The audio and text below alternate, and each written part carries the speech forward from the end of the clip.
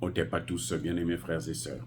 Les États-Unis viennent d'envoyer le général Eric Kourila en Israël.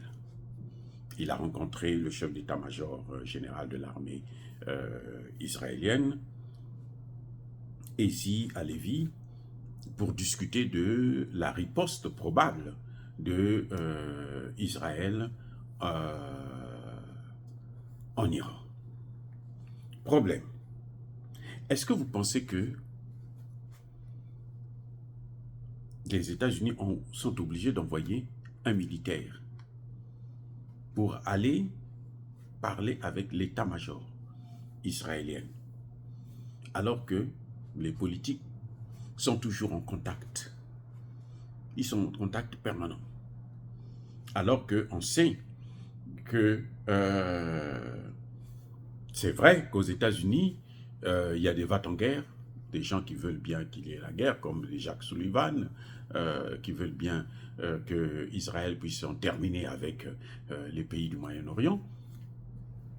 Mais le président lui-même, en fait, il nous est rapporté par le Washington Post et même par le New York Times que le président ne veut pas. Maintenant, avant, il disait qu'il faudrait qu'il y ait une intervention limitée, une intervention qui ne va pas toucher les sites nucléaires de l'Iran, et une intervention qui ne va pas aussi toucher les sites pétroliers de l'Iran, parce que ça va entraîner, bouleverser le commerce du pétrole, le commerce international, et les économies du monde peuvent prendre un coup dur.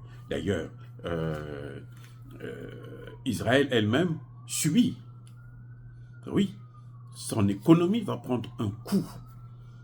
Parce que, vous savez, un dôme, je pense que je peux avoir les prix quelque part, un dôme de protection hein,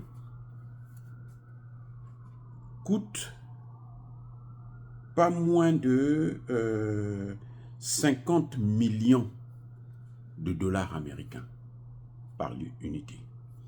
Et chaque dôme doit avoir au moins 20 intercepteurs. Vous voyez?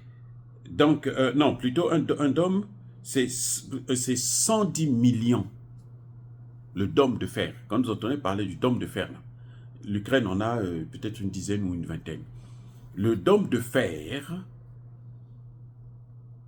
l'unité seulement de cette grosse machine, coûte 110 millions de dollars. Et ce dôme de fer n'est utile que s'il a des intercepteurs. C'est-à-dire, quand vous envoyez par exemple un missile ou un drone, on envoie un intercepteur pour contrer, détruire ce missile avant qu'il ne puisse toucher le sol. Et pour chaque intercepteur, vous avez, dans chaque dôme, vous avez 20 intercepteurs. Et une seule pièce là, un seul intercepteur coûte 50 millions de dollars. Vous voyez le prix? Eh oui. Et on dit que l'Iran a détruit 20 F-35. Une seule pièce de F-35, cet avion de combat, F-35, coûte 160 millions.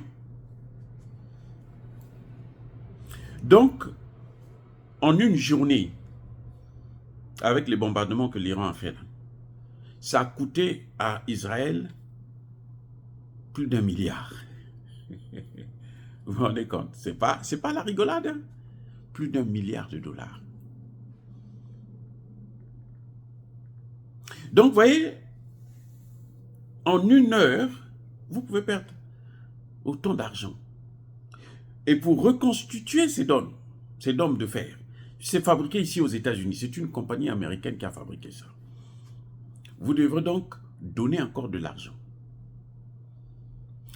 Et en dehors de l'argent que vous avez perdu avec ces dômes de fer et les missiles, les intercepteurs qui vont avec, là je ne parle pas des missiles que les F-16 et F-35 utilisent, mais c'est beaucoup d'argent. Parce que qu'est-ce que l'Iran a fait? L'Iran envoie une masse. L'Iran sait qu'ils ont un nombre limité de dômes de fer. Avec, parce que quand les gens, oui, c'est vrai, on dit que c'est pas imperméable. Hein. C'est perméable. On peut percer mais qu'est-ce que l'Iran fait? L'Iran envoie plus que le nombre de missiles que les dômes de fer ont, le nombre d'intercepteurs qu'ils ont pour arrêter. Donc, vous envoyez tous les intercepteurs et après, vous n'en avez plus. Les missiles qui viennent après. Vous avez, comme je vous ai dit tout à l'heure, il y a 20 intercepteurs dans chaque missile. Donc, il suffit d'envoyer 20 drones. Les 20 drones vont neutraliser l'intercepteur. Parce que le temps de recharger encore, ça prend du temps. Et comme ils envoient ça c'est dit que à la file indienne comme ça, eh ben, après les 20, le temps de recharger, il y en aura quelques-uns qui vont tomber, atteindre le sol. C'est ça la faille, justement, que les Ukrainiens ont compris. C'est pour ça qu'ils ont dit, si vous ripostez encore, on va taper plus fort. On va vous envoyer même 1000 drones et intercepteurs. Donc, vous surchargez les drones au point où ils sont dépassés par, plutôt les dômes de fer, au point où ils sont dépassés par le nombre de drones et de missiles qui arrivent. Et quand c'est comme ça, ça devient compliqué. Donc, ce qui va se passer, je crois qu'Israël va prendre beaucoup plus du temps. Ça devrait prendre même des années pour qu'elle puisse arriver au niveau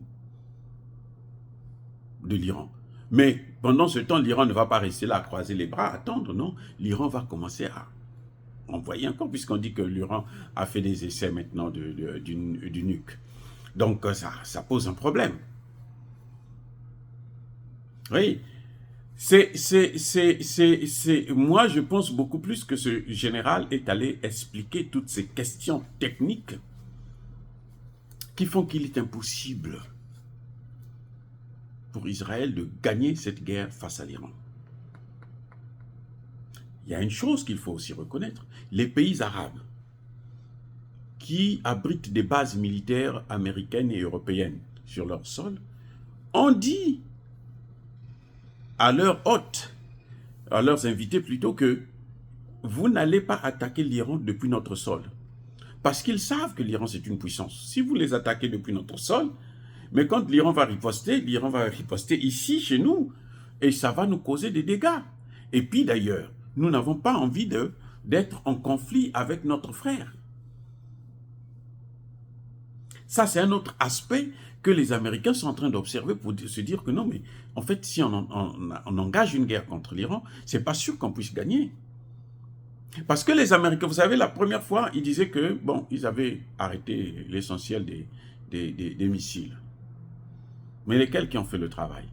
C'est pas seulement les dômes de fer, il y a aussi les patriotes américains. Si les Américains, eux, ils utilisent les patriotes. Donc, il doit y avoir aussi les patriotes américains dans les bases qui sont dans ces pays-là. Mais ils ont été dépassés. Pourquoi? Parce que, justement, ils ne sont pas aussi efficaces que l'on ne croit. Et les Américains et les Israéliens ont besoin du temps pour retravailler sur ces questions. Ça ne se fait pas en une journée ou en une semaine. Je ne suis pas sûr. Vous voyez, l'Ukraine a plein de patriotes. Mais tous les jours, on dit que la Russie a des bombes inarrêtables. Les bombes planantes, là, c'est inarrêtable. Il y a sur les télés, les Occidentaux disent que nous, on a mieux que ça. Ils ont mieux que ça, mais tout ce qu'ils ont de mieux, là, ils ont tout donné aux Ukrainiens. Et l'Ukraine est en train de perdre la guerre quand même. Vous voyez, les amis. Donc, je crois que ces deux généraux se sont rencontrés. Ce n'est pas pour de bonnes nouvelles. Ce n'est pas pour mettre en place une stratégie de guerre. Je crois que c'est pour discuter techniquement et faire comprendre à Israël, à ce chef d'état-major israélien, que la guerre en État, ce n'est pas possible. Si vous faites la guerre, même si nous, on vous soutient, on va tous être humiliés. Et si l'Iran perd, l'OTAN plutôt perd cette guerre en Israël, elle n'arrive pas à protéger Israël face à l'Iran, eh bien, ce sera la mort annoncée de l'OTAN. Voilà pourquoi ils doivent travailler pour voir dans quelle mesure on peut faire en sorte que cet affrontement ne puisse pas arriver. Parce que si ça arrive, moi je pense que ce sera dommage pour les Américains. Dire cela, c'est inciter à la haine ou à la violence, non.